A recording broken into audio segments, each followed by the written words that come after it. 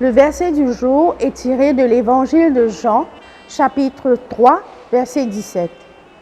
Dieu, en effet, n'a pas envoyé son Fils dans le monde pour qu'il juge le monde, mais pour que le monde soit sauvé par lui. Envoyé par Dieu en mission de salut, Jésus n'est pas venu pour juger, ni pour condamner, ni pour prononcer une sentence contre les pécheurs, mais pour racheter tous ceux qui croient en lui. Dans l'Évangile de Luc, au chapitre 19, verset 10, la parole de Dieu nous dit « Car le Fils de l'homme est venu chercher et sauver ceux qui étaient perdus. » Jésus est venu pour nous sauver, pour nous délivrer de cette mort spirituelle que tous les humains nous avons en commun à cause du péché d'Adam.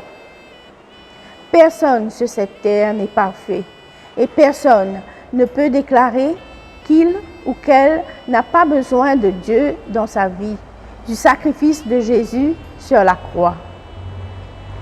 Jésus s'est offert en sacrifice pour nous parce qu'il veut nous préserver du danger, de la perte ou de la destruction. Personne ne peut se sauver lui-même. Seul Dieu peut pardonner le péché et changer le cœur d'une personne.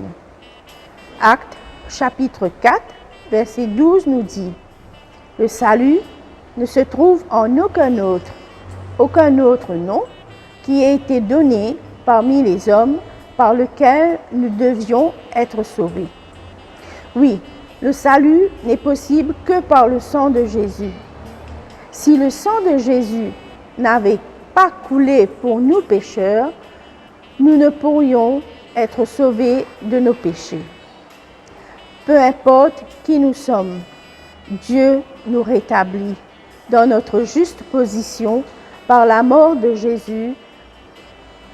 Dieu ne fait pas cela parce que Jésus le supplie de le faire, mais parce qu'il est mort, il a accepté de s'abaisser, de s'humilier pour nous.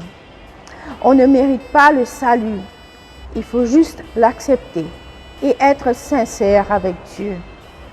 Toute supplication pour le salut qui ignore délibérément la croix du Christ est inutile. Elle frappe à une autre porte que celle que Jésus a déjà ouverte. Mais nous prétextons en disant « Je ne veux pas passer par là. C'est trop humiliant d'être reçu comme pécheur. » C'est là que nous voyons notre péché en face et nous en avons trop honte. La réponse de Dieu, nous la trouvons par l'intermédiaire de Pierre.